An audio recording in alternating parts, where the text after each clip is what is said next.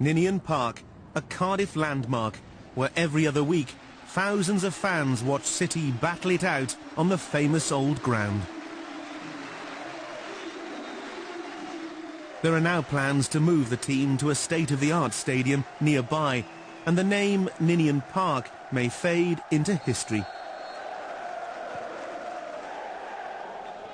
With it, the story of Lord Ninian Crichton Stewart MP, one of the Bute dynasty, who helped create Cardiff City Football Club and who made the ultimate sacrifice.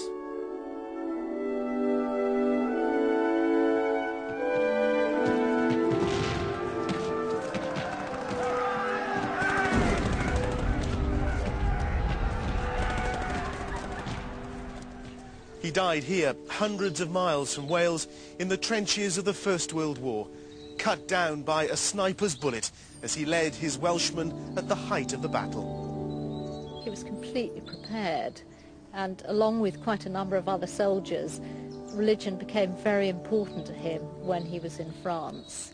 And as he said in the final letter to my grandmother, you know, it's in God's hand what happens. I'm prepared and I'm at peace. So yes, he was ready for whatever happened. Tonight, using his private diaries and letters, we tell his remarkable story, as his granddaughter makes a pilgrimage to the place where he died, bringing soil from Ninian Park, which his generosity secured for Cardiff City.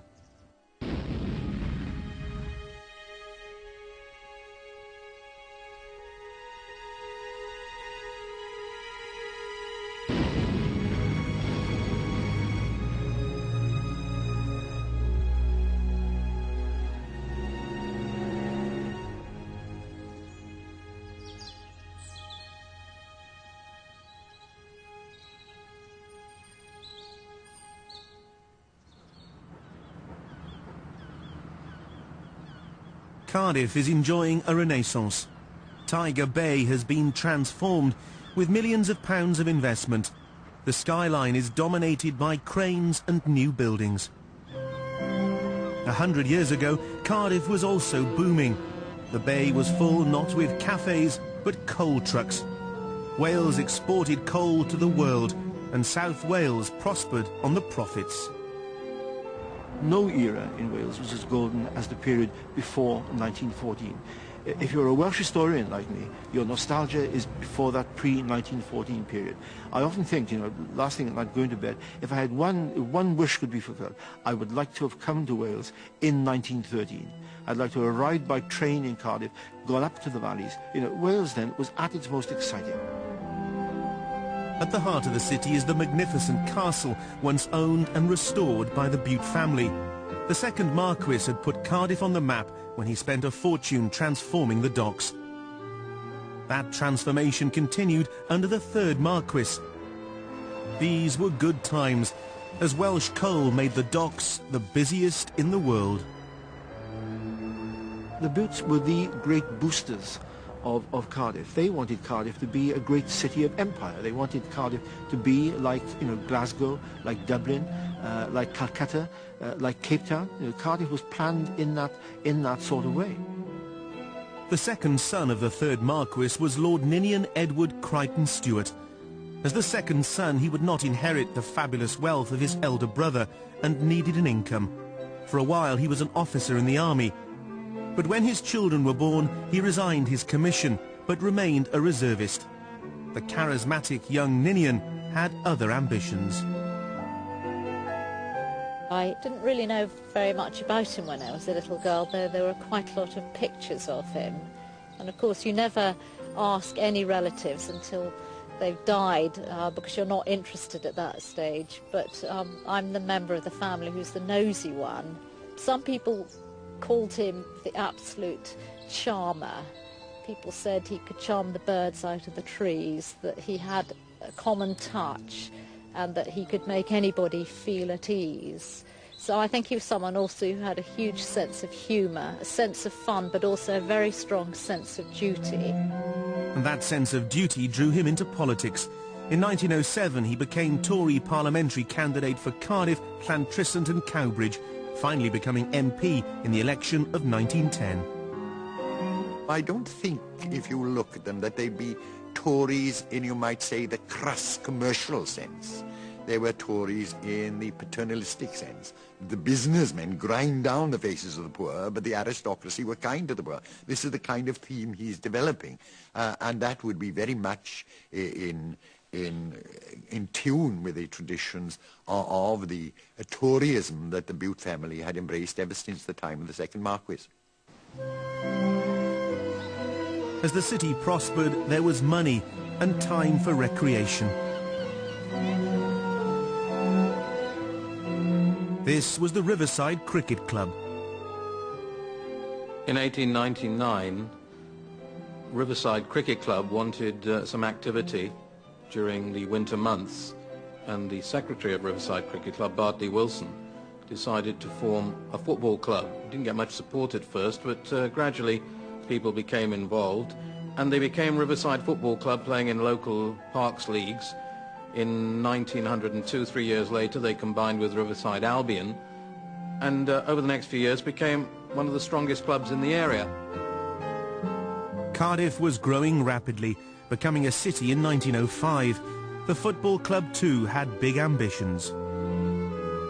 They looked round various sites and eventually decided on this area, which was in fact part of the corporation refuse tip.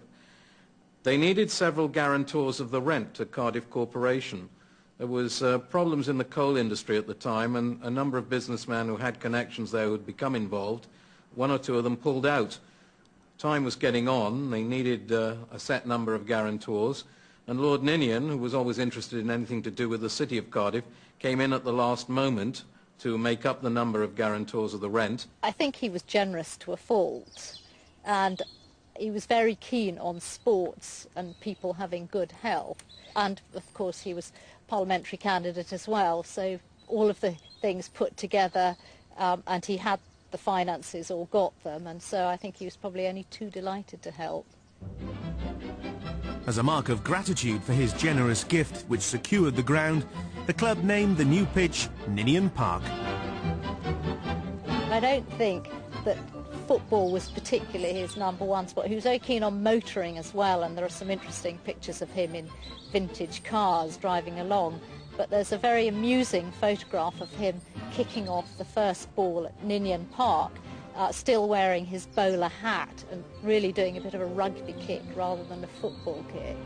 I think the club needed credibility to become a professional force in the game, and the fact that they'd got somebody like Lord Ninian on board, even though he wasn't actively involved, it was of great help to the club. The club would go from strength to strength, but Europe was hurtling towards war. The main powers, Britain, France and Germany, were arming themselves, and soldiers were put on a war footing. The First World War was one of those wars which was waiting for an excuse. We had two large power blocks in Europe, both of which had been arming steadily. And there was a feeling of really of war mood, that all it needed was a spark somewhere. That spark came in 1914. The First World War had begun, and Britain was at war with Germany. As a reservist, Lord Ninian volunteered.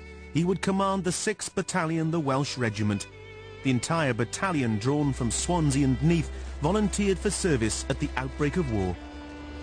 People were educated into that sense of Britishness. In schools, they looked at the Atlas. In schools, they were taught about India and Africa and the civilizing British notion.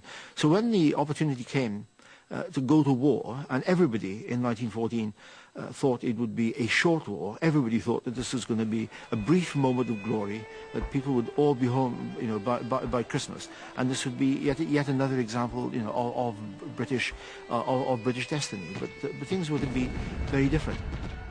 Instead, the war would rage across the continent for 4 long years.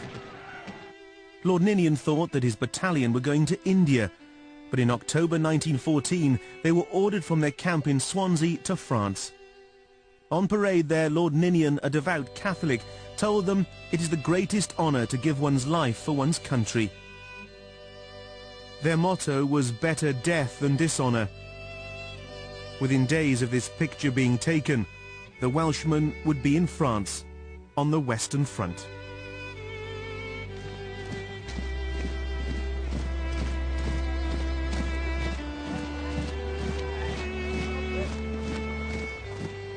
In the living hell of the trenches, with death all around, Lord Ninian kept a private diary.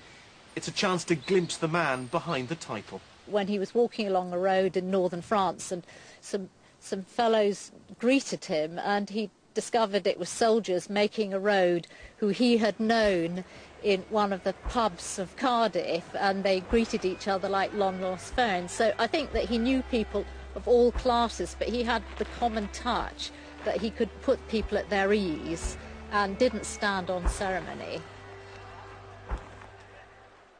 In France, the Welshmen found themselves performing vital but mundane duties.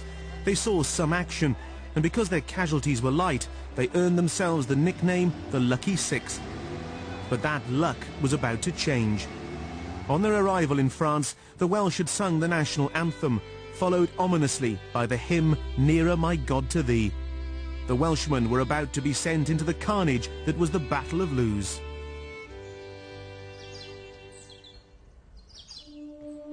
By late 1915, war had been raging for a year. The 6th Battalion of the Welsh Regiment were in France, hungry to see action. So too was their commanding officer, the MP for Cardiff, Lord Ninian Crichton Stewart. The men were restless, and there was no immediate sign of them going to the front line. But Lord Ninian had brought footballs with him to keep the men busy. Ninian Park must have seemed a world away as he watched the men play soccer.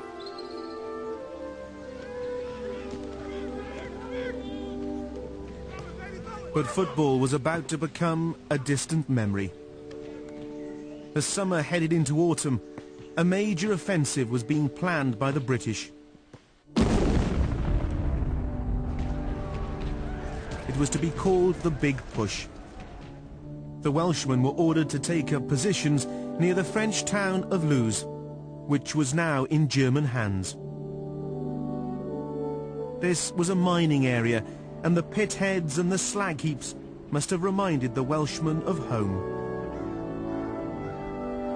The Battle of Lewes was fought in September 1915, and it was a British contribution to a bigger French offensive. And the British Commander-in-Chief, then Field Marshal Sir John French, was persuaded to attack at Lewes in order to extend the front of the French offensive. Sir John French didn't much like the battlefield when he first saw it, but was persuaded to attack there against what I think was his better judgment. On the first day of the battle, 8,500 British troops were killed. The battle was on a knife edge. The Welshmen prepared themselves to be sent into the slaughter. It was time for the men to make their peace with God. I think he was completely prepared, and along with quite a number of other soldiers, religion became very important to him when he was in France. And so he was very pleased to have been able to go to church, to have communion and to have confession several days before his death. So he was spiritually prepared, and as he said in the final letter to my grandmother, you know, it's in God's hand what happens. I'm prepared and I'm at peace. So yes, he was ready for whatever happened. After 16 hours on the road, the weary Welsh were sent to the front-line trenches. The second bloody phase of the Battle of Lewes was about to begin. What then followed was what I'd call a broken-backed battle, where there was not going to be a decisive game by either side. And both sides were sort of fighting desperately to gain or retain small parts of the line. And a particularly important part of the line, which is towards the northern end of the battlefield, is a feature called the Hohenzollern Redoubt. And you'll see that it actually dominates the whole of the northern part of the flat and generally depressing Lewes battlefield. The British had taken the Hohenzollern early on, and the Germans were straining every nerve to get back the Hohenzollern itself and two trenches called by the British Big Willie and Little Willie on either side of it. In the heat of the moment, Lord Ninian tried to rally his men. He stood up and was heard to say, "Stand steady, Welsh, stand steady." For 2 days, Lord Ninian had refused to take any sleep while his men were in action. The fighting was intense. As the Welshmen tried to evacuate their trench under withering fire, Lord Ninian put his head above the parapet to check the progress. As he raised his head up, he was immediately shot down.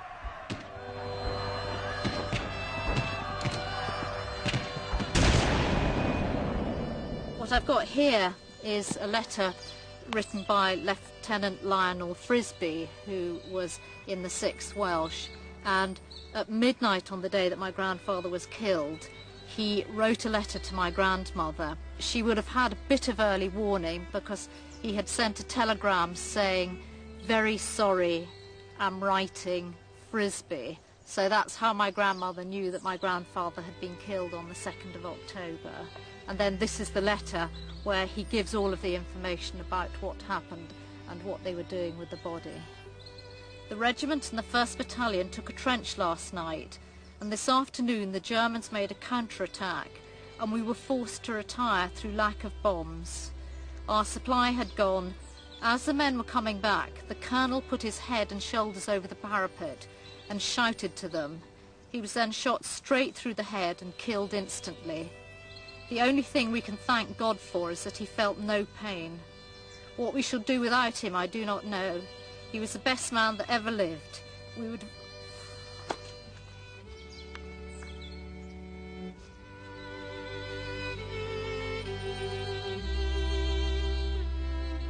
It is too dreadful for words. The body is still in the trenches and cannot be moved yet, as there are so many wounded who have to be brought down. I've made arrangements with the Padre, who is a great friend of his, that if he can be brought down, he should be buried in the British cemetery in the village. Yours sincerely, Lionel Frisbee. They're obviously very fond of him, aren't they? It's funny, I know it's 90 years ago, and I never knew him, but he was my grandfather. And it is quite upsetting. But it's nice to come back to where he was. 200 of Lord Ninian's men died with him at Lewes. The next day, the battalion was pulled back.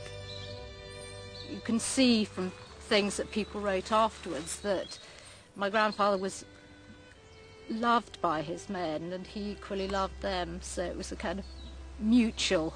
And people said that they would do anything for him, that they would follow him wherever he led. But as it says in another cutting, he was one of the British officers who would say, "Come on," rather than "go on."